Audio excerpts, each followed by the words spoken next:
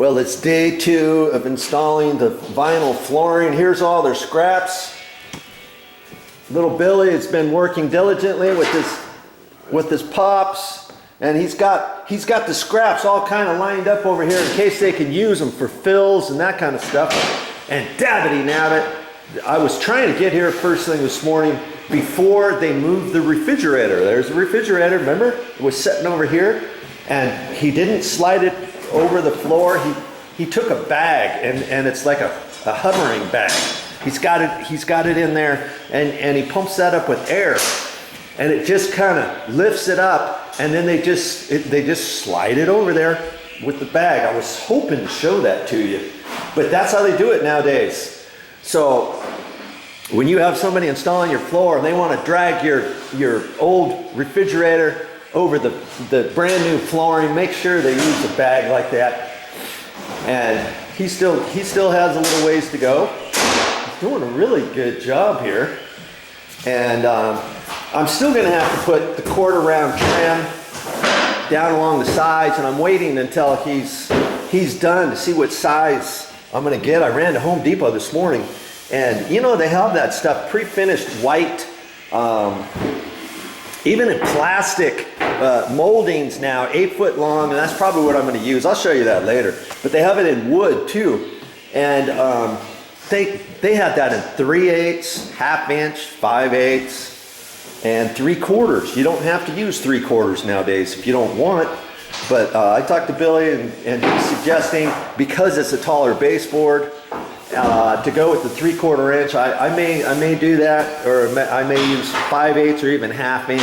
I don't want to go too small because the baseboard's not really super tall. This baseboard's probably about 4.5 inches tall. They have baseboard about 6 inches tall nowadays. Did you know that? And then I would probably go with the 3/4 inch quarter round. But I may stick to ½ inch or 5/8. I'll show you that later on another episode.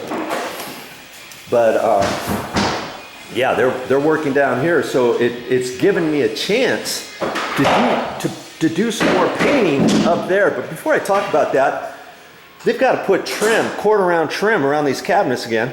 And you know, I was lucky enough when I took this trim out that I saved it, and I saved it good enough to where I pulled it out, and I was hoping that they could reuse it. And he's going to be gracious enough after he gets done with the flooring.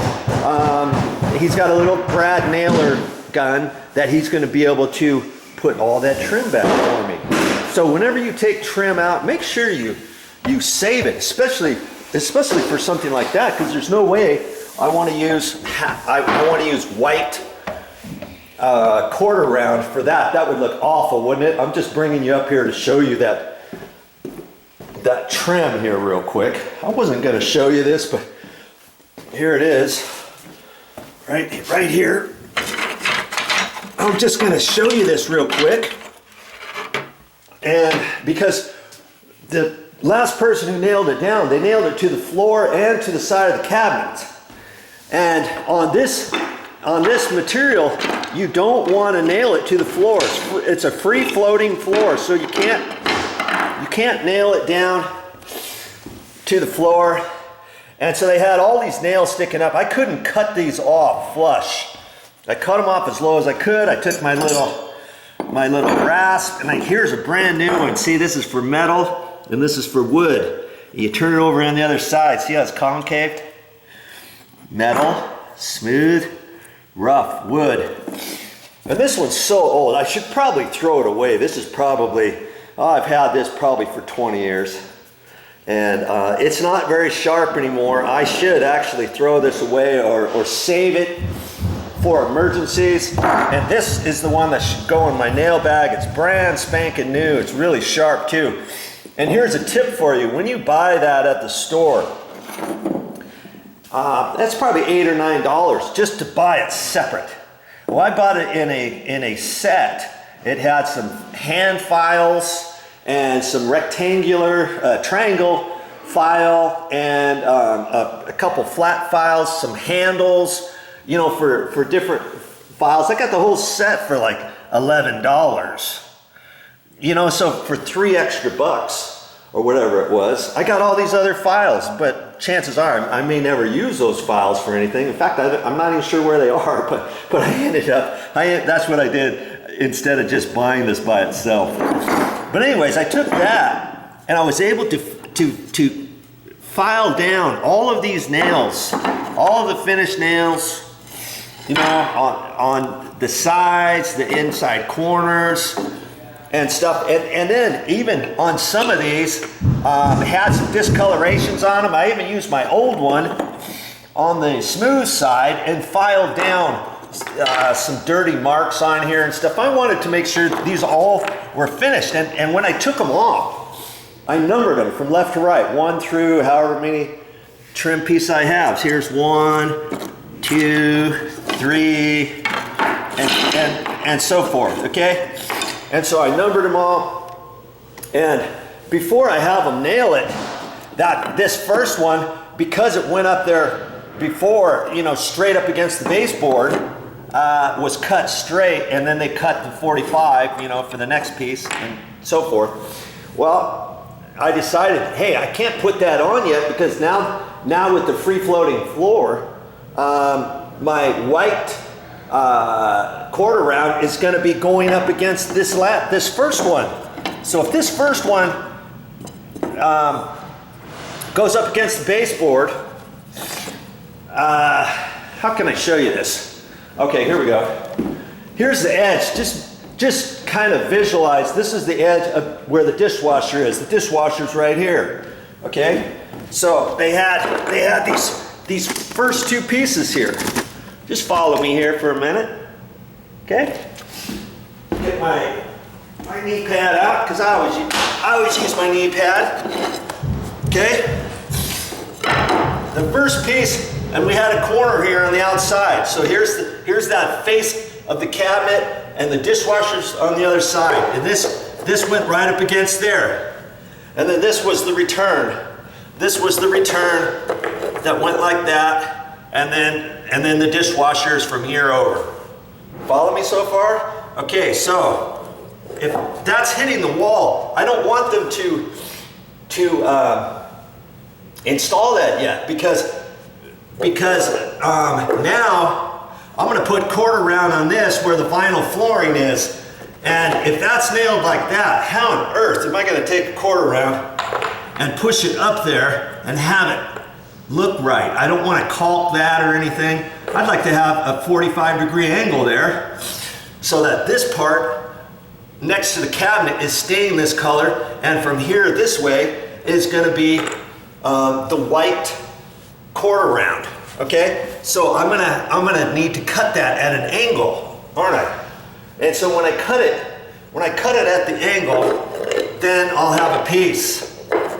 You know, well, I don't think I have a piece, but anyways, there's gonna be an angle like that this way. So I'm not even gonna have them install this one yet. And because this is still straight,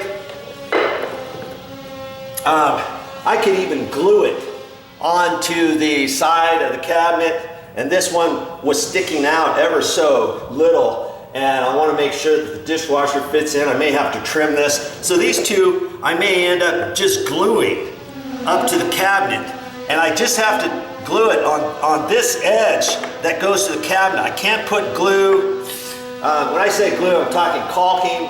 I can't caulk it on the bottom or nail it. I can't have anybody nail it to the floor, because this is called a free-floating vinyl floor. Okay, free-floating means it can move both directions, so it can expand and contract during weather conditions, during the winter, during the summer, air conditioning, heater, and so forth. So the floor needs to move around and relax. Well, if you nail this down to the floor, or if you glue this down to the floor, it can't move.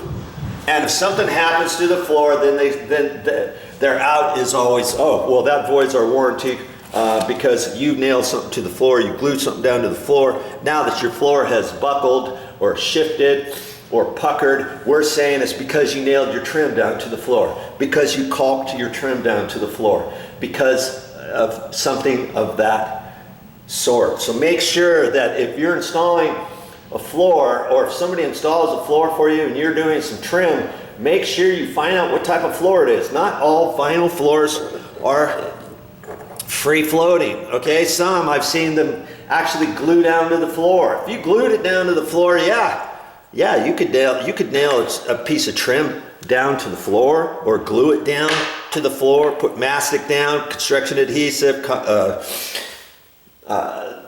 just painter's caulking, whatever you want to the floor, and know that that's not a free floating floor. Same thing with wood floors or fake laminated wood floors. You gotta read those directions, because if it's a free floating floor, and here's the other thing, on free floating floors, you gotta maintain a certain gap. So whatever type of material you're installing, look at the manufacturer's little instruction guide, and it'll tell you what type of gap to maintain on your flooring, you know, underneath your baseboard or up against your sheetrock walls, both directions, and this, that, and the other thing, okay? So I filed down all this, and I'm gonna have him, out of the goodness of his heart, he's gonna use his nailer and put most of those back up. He's not gonna do that today, but I've got these all ready for him now, and he's going to be here for next few days, because this next thing after putting that, installing that vinyl planking flooring, of course, you see all this here? Yeah, he's going to be the same person installing the carpet, and you see here's the carpet pad, and he's going to have to install his tack strip all the way along these walls, and hopefully I'll be here and we'll show you how to install a brand new flooring tack strip. And he was talking to me, asking me, hey, did you save any of that tack strip from the last person who installed the flooring? Here's the tack strip right here.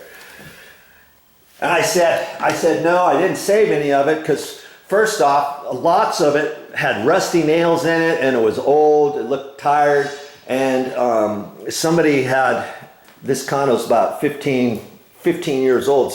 Of course, the carpet's been replaced a couple different times during its life of the condo, and in certain areas the tack strip was half the thickness, half the width of this tack strip. Can you believe that? This is standard tack strip. Well, the tack strip that was on here was maybe 2/3 as wide as this, which isn't very wide, and I thought, no way, I'm not leaving that. And so I took out the rest of it, and he's a little short on his tack strip. Make sure that whenever you're reinstalling carpets and stuff, look at your tack strip, make a determination. Are you going to take the tack strip out? Here's the other thing. You always want to look at your tack strip after you remove your carpet, in case you have cats or dogs, or the last person had cats or dogs, because you may see some of them that are discolorated, and you might see some that feel kind of damp. It could be piss, you know, animal pee-pee. And so obviously you're not going to want to leave those pieces of tack strip. If you got any questions, take up the tack strip. Tell your installer, say, I want a brand new tack strip. And so anyways, they're gonna have the carpet here. The carpet's not here yet, and I was hoping that they weren't gonna just take it and roll it out on the asphalt down there, especially if it's raining or something. The garage is really super small, and you know, he said, hey, no, we measure it, and we actually cut it at our warehouse, and then we bring it out. You know, so the biggest pieces are going to be rolled up individually. And I thought, oh, that's cool, because lots of places don't do that for you. Because this is the biggest room, the master bedroom, and he's already going to have those pieces cut. That's going to be nice. And like I was saying, the trim, he's not going to install that little quarter round yet to the cabinets, because he's got to use this little stapler for these stairs anyways, because the stairs, when they install carpet, on the stairs, they roll it over, and then they take their little stapler, tap, tap, tap, tap, tap, tap, tap, tap, tap, and they get it all pulled down nice and tight before they bring the next piece down, so forth and so on. And I don't know, I forget, I think they start at the bottom and work their way, yeah, that's how they do it. They start at the bottom and then they work their way up, because there'll be a piece of tack strip down here. I forget. No, they only had one. Can you believe this? They only had one piece of tack strip along there. I've seen it where they've got a piece of tack strip here, here, and here. Well, this condo, they only had a piece of tack strip there. So they tacked they brought the carpet up, and they stapled it here. They stapled it down there, and they stapled it up there. A ton of staples on here we had to remove just to get ready. And then they would roll it up, then they would stretch it over to here, and that's it. And then they would go up the next one. They wouldn't stretch it to the left or to the right. So I'm kind of curious how they're gonna do this. And maybe it's because this stairwell is not very wide. If you have a stairwell that's wider than this, then yes, I guess that's why you would have tack strip on both sides, so that you could stretch the carpet to the right and to the left. Maybe because this is only this wide, they don't have to do that. We'll see. And I like the fact that whoever installed these initially, this edge is round. See that? How you can see how it's rounded. Hope you can see that on the camera. Yeah, right there. See? Because lots of people used to have this just straight up and down, and then the carpet harder to roll over, a nice contoured roundness. And this top one, this is part of the subfloor, 3/4 inch tongue and groove subfloor, and that was just square. Well, I took my rasp. You saw those rasps that I showed you. I spent probably a half hour rasping that down, rounding it off. And I think I did a fairly nice job on that. You know, because it was square before, and I thought, nothing doing, I'm not gonna leave that. So yes, how did I do that? This rasp. I just used the rough side. See how it's rounded? And I used both sides a little bit. And that's how you do that. So, like I said, because they were installing that vinyl flooring downstairs first, that gave me enough time to concentrate on working up here. So what did I end up doing yesterday? Well, see these door frames? Ooh, that's like smooth as a baby's butt. I'll say that those turned out really nice. Okay, that's what I did yesterday. Just about all day. How many of these door frames did I have? If you've been watching, you probably know by now. Here's one, both sides. This one here, I did 7/8 of it. The only thing I didn't do was the door casing on the inside. Eventually, we're going to be redoing this bathroom, and so I didn't want to concentrate on doing this and trying to tie it into the cabinet and the bathtub and all that, especially if we're going to be tearing all this stuff out, right?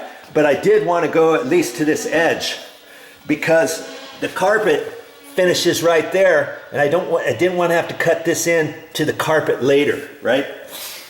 Okay, so I did that, both sides of this one. These things take time too, let me tell you. Here's another frame. There's one. Oh, that was hard too, because I had to get on the inside where those little shelves were. I had to be like a little monkey in there and get my hand back there and use a small little cutting brush and stuff. This one here, same thing. I just went to this edge, okay, just down to there, so that when their carpets it gets installed, I don't have to get down there and paint that later, right? Okay, both sides of this one. Ooh, I've got excuse me.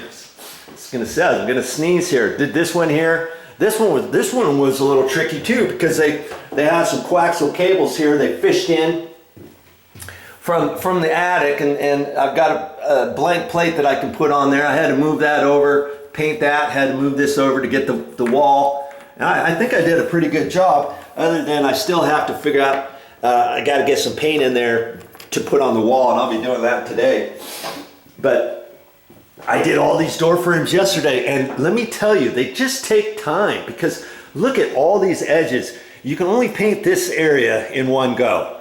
You can only paint that area in one go. You can only paint this area in one go. And the beat goes on. You know, this little edge. You can't just paint that with everything else, because if you do that, it gets a little bit over here. It gets a little bit over there. And if you're not fast enough, the stuff can start drying on you, and then it wants to skip and slide, because all of this is semi-gloss paint. It's kind of tricky to install a semi-gloss paint. You got to be really good at it. You know what I mean? So I do this little edge, the very first thing, and then I kind of taper the paint out, blend it, because I know I'm going to paint this later. You see what I'm saying? So I get that little piece concentrated on there first, then I go back and think, okay, what am I going to do? I end up painting this last, this piece, okay, the face, because as I'm painting this next bit from here just to this edge, it's very difficult not to get any paint over on this. You see what I mean? And then I try to finish off this little bit, the edge of this doorstop to there, and I just try to finish that first. Because once you get the paint on there, then you have to blend it in with your paintbrush. After you get it all nice on there, then you take your paintbrush and whoosh, put it all the way on there. And then you got to kind of make sure you don't have some of the wet paint from here edged over to there, because then it's going to create a rich. And you know, then this edge, then that edge, and then you can do this last to finish that off. And then you got to do the trim. Look at all the ridges on the trim. It just takes a long time. And if you notice, I told you that I was going to cut the paint into the wall last, up to the trim. Because see, when I do this trim, it's very difficult, if you're not a professional painter, to not get any white paint from your trim onto your wall. And I don't really care if I get any on there. See, I even got some up on the wall up above. See? On there, I didn't care about that. I ended up painting the top of that. You look at the top of your door frames and see if they've been painted. They've probably never been painted, or not. You know, or there might be a gap up there. I caulk those. I paint the top to seal it off. I don't want any ants coming up here, any bugs climbing up through the wall, coming out, or having ants, an ant trail on the floor, and then you see it coming up this way, and it found its little home that it now calls home underneath your trim. You know, and you see a line, sure enough, there's a crack above your door frame, and there they all went, and you're like, okay, I don't know what's going on, how am I going to get rid of these ants? And so anyways, I caulk that, and I paint the top of that, and I don't care if I get any paint on the wall, because I'm coming back to paint the walls. That's what I did, see? All the way down, and then I got that nice. Look how nice that is. When I cut this wall in to the door casing, it's going to look perfect. It's going to look like a professional did it. It's not going to be, okay, yeah, I tried to cut the wall into here. I tried to cut this white paint into the wall, and I didn't get a perfect line. Oh, you know, that was so hard. I'm not a professional painter, blah, blah, blah. You don't have to be a professional painter. Do it this way and cut your wall into your casings, to the baseboard. See, I got that white paint nice and tight on top of the baseboard, and I didn't care if any of that got on the wall, did I? Because I'm going to cut that wall paint into the top of the base last. Now I'm going to do that today. See, I did the same thing around the window stool.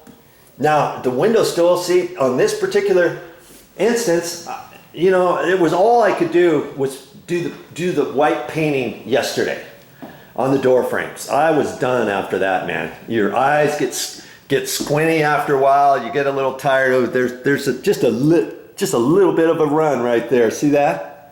If I wanted to, I could flake that off, scrape it off, sand it off, whatever, and then touch that paint up And I might do that. I mean, you check all of your things, and if you see some areas that you missed or something that didn't look like it went on all the way, you can put a little bit more paint on, especially if it's the very next day. You see what I'm saying?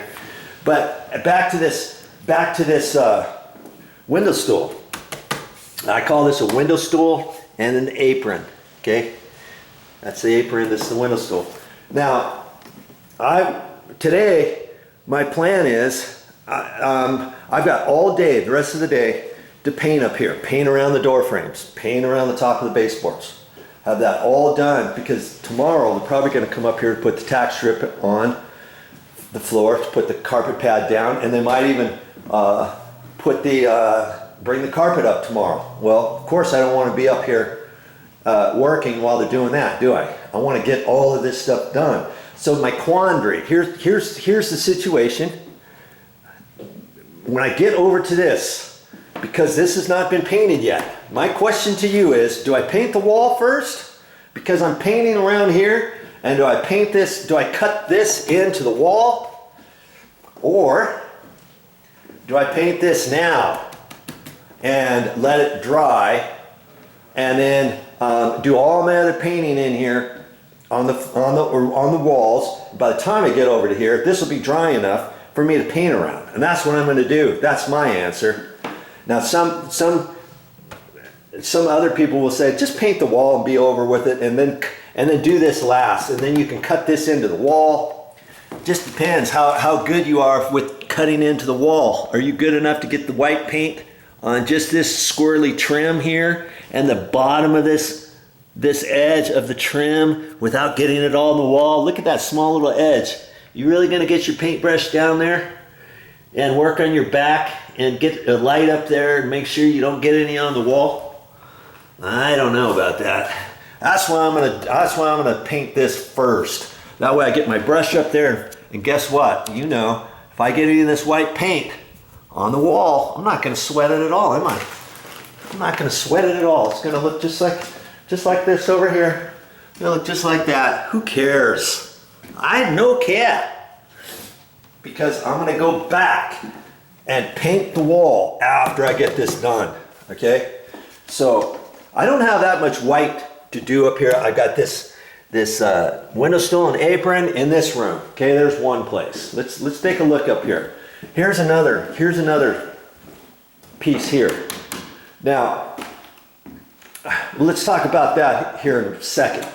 Okay, walk in here. I've got just door frames and door casings and baseboards that have already been painted. How nice. Oh, here's another window. Here's another window with the window stool and the apron.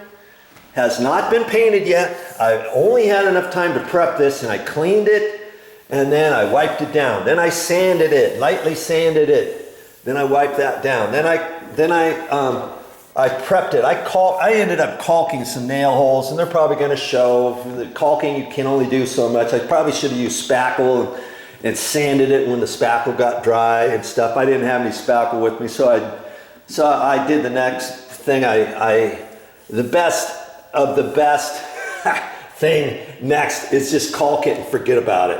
And there was a big old gouge there. I went to the store and made special care to get some Durham's rock hard water putty, and I was going to fill that in real nicely and let it dry and sand it and scrape it and make it just perfect. Ran out of time. So I put caulking on it and ran my putty knife flat ways and made the contour. Remember that big old gouge? I used caulking on it, two coats. And it, you know, when it gets all done, I'm going to know where it is. But if I told you, hey, I got one place on my window stools that has a place where I caulked it, you probably wouldn't even be able to tell. You wouldn't know. You're going to look at the overall thing. You're going to say, wow, you did a good job on here. I like the way you cut in the ceiling to the wall. How'd you do that? They're not going to know right here that this was caulked. Okay? But in any case, this has to be painted with white paint today, okay? And let's talk about this wall cap, okay? Here's a wall cap with the apron under it, boom, boom. I've not painted that yet.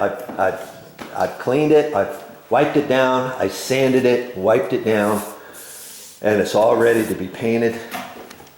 And see, the wall has not been cut in yet. I don't cut it in yet until that gets painted.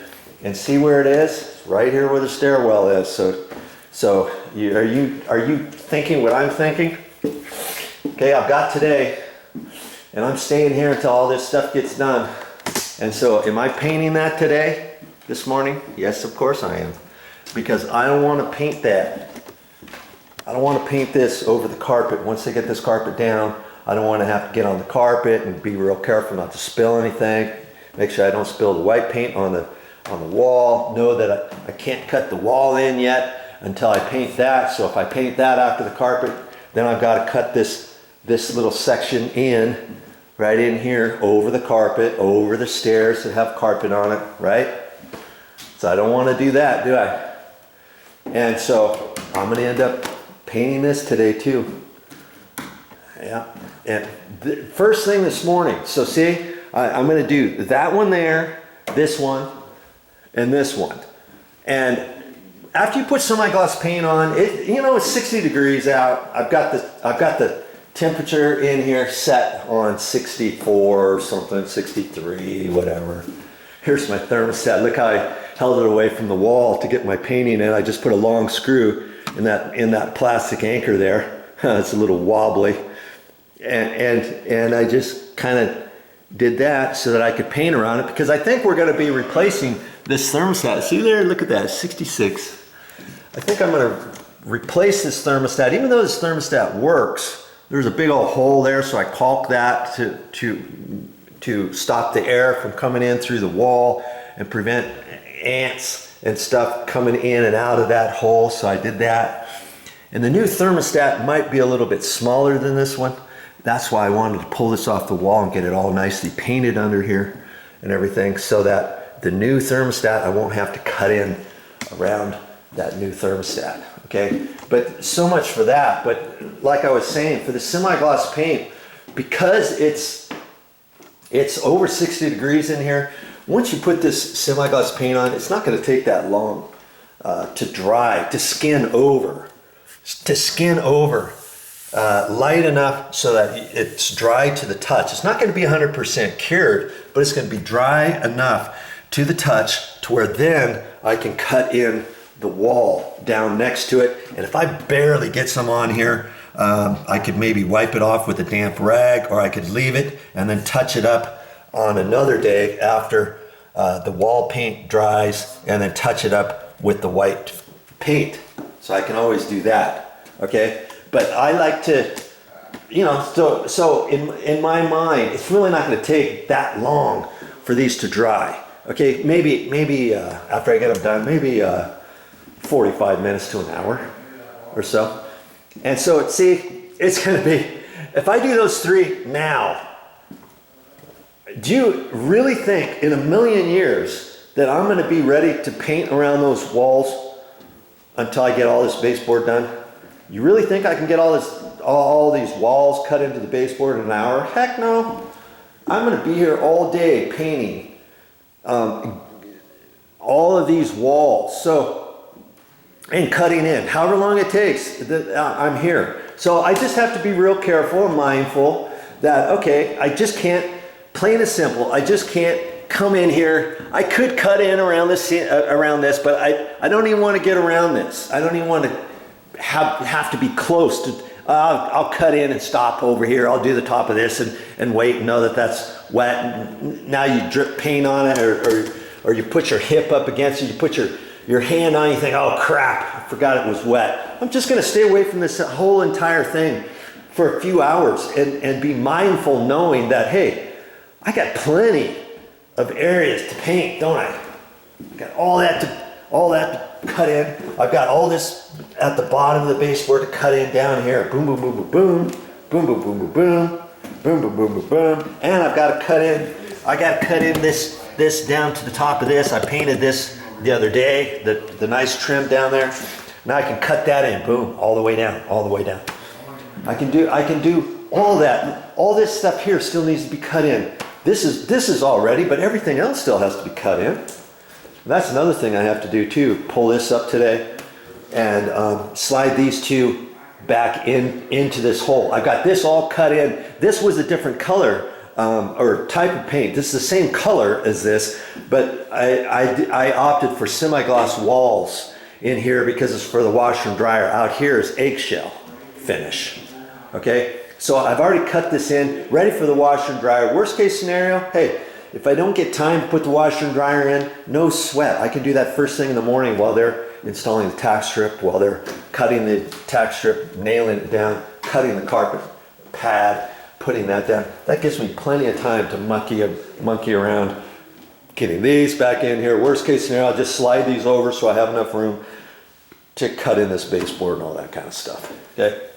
So I got lots of cut in. I'm going to be the cut in meister after today, when today is over. And let me show you the cut in brushes I'm going to use. And I think, I already know which one I'm going to use, but there's two different ones. Look at this little one. See this? This is the one I'm going to use right here. And I actually use this one. Let me show you the other one I have here. This is the one I usually cut in. I've cut in all my ceilings with that. Okay, because it's got the long handle too. Sometimes, like that high stuff up there, I had to get up on the ladder and tippy toe and hold this out about like that to get to it. If this was a small paintbrush, I couldn't have gotten the tips. And then down here, I was kneeling on top of this, on top of some shelving, so I didn't break through the sheetrock, and reaching up there as high as I could, tweaking my back, holding this about like that, so I could cut that in way up there. I think I did a halfway decent job up there. And so this one comes in really handy. I don't think I'm going to use that today. I think I'm going to use this one. I think I got maybe a little bit more control with this one to get into the inside corners, but I've done it with this one before. It's getting a little old. It's getting a little tired. It's a little bit fatter total than this one when this one's wet. Okay, and so I think I'm going to use this one. I'm just going to take my time and go for it. And that's what I used. That's what I used for this to cut in and stuff. And on the wide stuff, you know, it's kind of wide there. So when you put it on, if you flatten it out, like here, let me try to do this right here. I'll do it over here. Okay. If you're painting like this, you don't have to paint. Get it on there and then flatten it out. See how it wings out at the top? I could do pretty much the whole jam that way, couldn't I? This whole edge from here to here. And then after I get the paint on, then I can flatten it out both ways, see? And then I go at the end, I go this way. You know, from the top down and get it. Just do it ever so lightly, and then everything kind of lines up. This thing actually works pretty good. When I did it on the side, I put it in the middle, flatten it out. It won't flatten out the whole thing, but this takes a lot of paint. So I'll paint it on there, and then I can hit it on the same angle this way, same angle over here, and then I do a once over on the whole thing like that. And then this contours right into the grooves in the nooks and crannies. And then overall, I'll go down. I'll show you how to paint a door frame, you know, downstairs when I get down there. Okay, but that's what I'm going to use for that. And I'm not quite sure on the face of these on the window stools. I'm toying with the idea. See, I could probably, I'll just paint it with my 2.5 inch. But see, you know, there's lots here that I'm gonna have to blend in. And if you're really good at semi-gloss, you can do it. But if you're not that good, you could still get it on as best you can this way. And if you see lines, then you could take a mini roller at the end. After you get all the paint on, and you've already got it nicely cut in. You got it cut in nicely all the way around everything, and you've got paint up here, and you don't have it on the same evenness. And it's looking a little streaky. What could you do for the face? Well, you could take a mini roller with a little 4-inch mini roller or a 6-inch. Look where I stacked all my stuff because I had to get it. Remember I had it all. I had it all stacked out here in the middle of the room. I just brought it all in here, strategically stacked it. Here's all my empty buckets over there. Here's paint that I've been using. Here's my main paint right there. And I even filled this up with all kinds of stuff. See? Well, I got my 4-inch little paint roller here, and I've got some nice 4-inch rollers, and I could even do it with a 6-inch if I wanted. I got a nice 6-inch in there too, and then see a 6-inch mini roller, and I could just take my paint, put it in the little paint tray with the mini roller, boom, boom, boom, boom, boom, and over the face of it, do the face at the very last. You know what I mean? And get it as close to the edge without hitting or anything. And at least the main body of this will be nice. It'll bring up its own little textured type of look, because I don't care what kind of roller cover you use, it's going to be different than your paintbrush strokes. Okay? And I might end up doing that for the top of that because I was thinking about this. I think that's what I want to do to this top surface here, just to get it looking nice here. And see, there's another one there. There's another one down at the bottom of the stairs, and I'm thinking about doing that today too, but maybe later on during the day after they get done downstairs, so I'm not in their way and stuff. And then have enough time at the end of the day to paint underneath it. You know, at least where the carpet is. Boom, boom.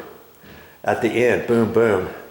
So that they don't have to have any of that stuff where the carpet is. So I don't have to paint anything over the carpet if I don't have to. Worst case scenario. So if I have to, I do. And so I'm just trying to think strategically today about all this stuff. So with that mini roller, you can just get it on nicer, especially the areas where you're going to see more so than others. See, this one you're going to see all the time. That one there you're going to see all the time. The ones where the window stools are, usually you have a mini blind here or something. Well, she's thinking about putting shutters, and the shutters, you know, those plantation shutters, it actually has a trim that goes on the outside here. So it's shutters right here, right? When it comes down, the shutter, the whole thing basically covers this up. You've got a trim piece on the bottom. So most of this window stool is not going to show. The only bit that's going to show is like there. Do you see what I'm saying? And the same thing in the back. If she puts the plantation shutter on this one, okay, same type of deal. You got a bottom track that's yay wide. I don't know how wide it is, but there's something down here in the bottom track, and it faces on the outside of here because the trim comes out a couple inches onto your wall all the way around. It's going to look nice when it's up. We'll show you that later after it gets installed. So again, you're only going to see it a little bit here, and then if the trim base piece is yay wide, then you're going to see this little bit. You're going to see that little bit and that little bit of the window stool. So that kind of defeats my purpose of wanting to run my mini roller on these window stools, right? Because you're not really going to see but this much later. And so what I'm going to do now that I'm talking about it, thinking about it, on the window stools, for the windows, I'm gonna use just my paintbrush, and I'm gonna get it on there. I'm gonna do a really good job anyways. Okay, I'm gonna use that for the 2 windows. But when I do these, I'll get the paint on with my 2.5-inch paintbrush, just the same paintbrush that I'm gonna use for the window stools. But after I get it all done, then I'm gonna have the mini roller with not a whole lot of paint on the mini roller. Okay, I'm just gonna use the mini roller over the top surface of this at the end and get it up there as close as I can so that this looks all nice and even, Steven. Okay, and I'll do that. I'll do that for this, the mini roller for this, and the mini roller for that. That's gonna look sweet when it gets done. Trust me. Okay, so that's what I'll do with that. And here's one more thing I gotta paint. Jeez, dabbity nabbit. This little cabinet right in here. I really don't want to do this over the carpet later, but I got a little bit of work in here too. This I haven't even touched yet. This was the paint that was in here from before, the tannish color, and they just used flat paint. I don't know why they did that, but they did. And so I'm gonna use the eggshell paint here, the eggshell finish. It's a double click eggshell is the finish. It's a little toned down from semi-gloss. Okay, so I'm going to use that through this whole thing. So I need to do that today too, and I think maybe I should do that one of the first things to get that out of the way. I can get that out of the way after I can either do that first and then do the white window stools after that, and then come back. I think maybe I'll do it that way because I'm going to use the eggshell finish on all of these. Then when all of this stuff is dry, then I'm going to do just the top of each one of these. I'm going to use the semi-gloss because I have it, and because it'll just give this a nice finished surface on the top of there. Okay. We got a little pantry down in the kitchen. I'm going to end up doing the same thing. It's the same type of thing like that, just to give it a little bit more durability, more washability, and more. It'll just last longer. Okay, and so I've got that to do today too. I already spent another previous day doing all the cut in way up high. I did all the cut in all the inside corners. I wanted to do everything on down to where I only had to worry about cut in on the walls above the doors where I finished off the doors yesterday, and then the baseboards and around the door frames. See, okay, so there's my day, and I'm starting to realize it's going to be a long day. It's going to be a long day. I don't care how fast you can paint.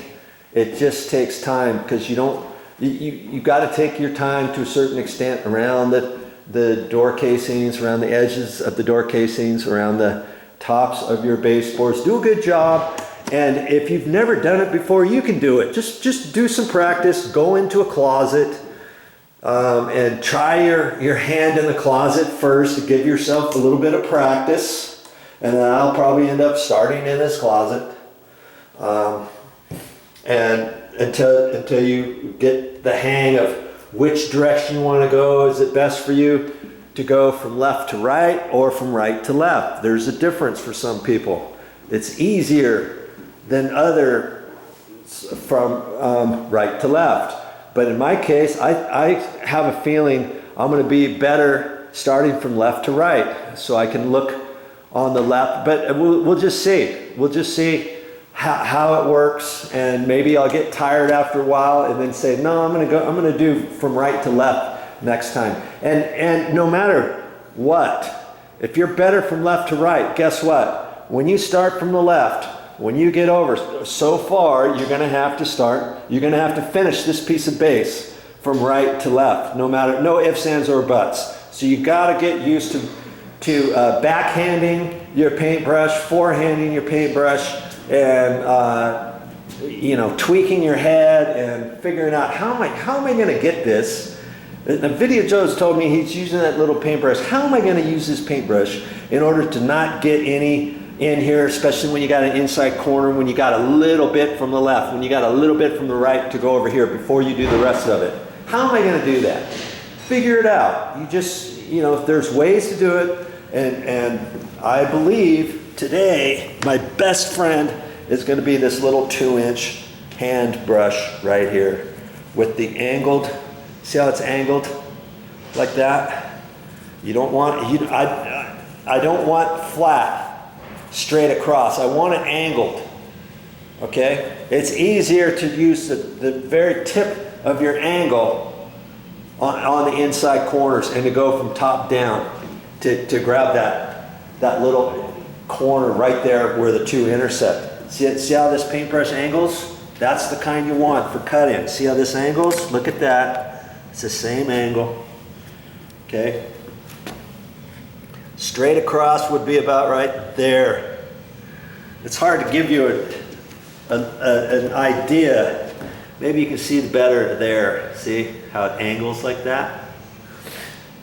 And that's what you want to use. And that's what I'm going to use for most of this. And check it out. Most of it, I'm going to use this little thing right here. It's just a takeout little container for food, and I'm going to use that. I'm just going to pour a little bit in there. There's my paint tray for most of the day. I can just slide it along the floor. You know, how hard is that? I use this one here for ceilings and up on walls when I'm way up high on a ladder. I use that and hold it like this. See, like that. And then dip and go there. But on the floor, I don't need that. And plus, it's a little unstable. You know, if you bump it just right, you could tip it over. So and it's deeper. You got to dip your brush in there without getting it all on the edges, way up high. I don't like to do that. And so I just put a little bit in the bottom there. Ka-doink, ka-doink. Wipe it off. Ka-doink. You don't have to get but this much paint on there. Okay? If you get paint all the way up to the top here and you're continually having it drip here and this is hard to clean out, you're painting, your technique is wrong. You pretty much only want to use from here to about there as you're going back and forth. You don't have to have a full thing of paint and dip it all the way down in there. You know,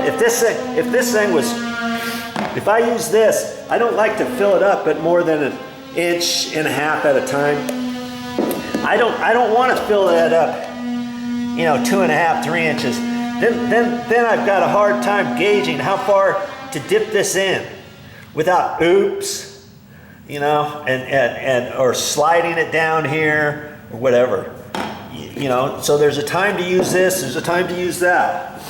There's a time to use it right out of the 1 gallon paint can, but I very seldom will work out of a gallon can. I'd much prefer using just a paint tray with the throwaways. I can use my mini roller in there. I can use this to slide along and, you know, to paint all my base. If I didn't have this throwaway container, goodbye. I just use my paint tray. Okay.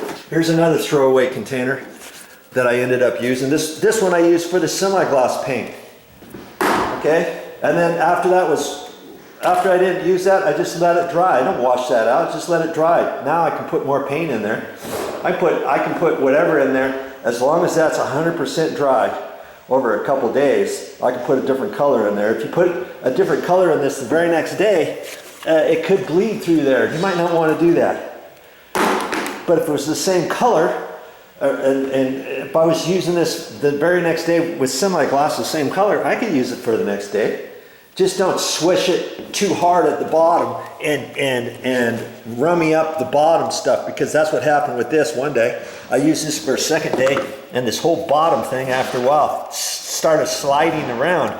But usually I just dip a little bit and then run it off the side anyway, so I never get to the bottom. Okay? And so if I have 2 or 3 colors to work with, now I've got 2 or 3 different options to work with during the same day, don't I? Okay? All right, enough talking. It's time to get busy. Now here's a quick tip for you. Have your sponge ready, have your water ready, and as you're cutting in your wall down to the baseboard, your wall up to the door casings, if you happen to tag your door casing a little bit with some paint or on an inside corner of the baseboard or way down in there, let's say you have a hard time getting that little piece in there of the wall without getting any on the white, just make sure you have a damp sponge handy and wipe it off the baseboard. The baseboard and the door jambs are already nicely, freshly painted, but they've been cured for a couple of days, and you can wipe stuff off of there. You don't have to worry about, oh shoot, get a rag, try to smear it on there and it doesn't get it all, and you think now you've got to touch up the white door casings or the white baseboard. You know, just have your water ready and have a sponge and you're good to go.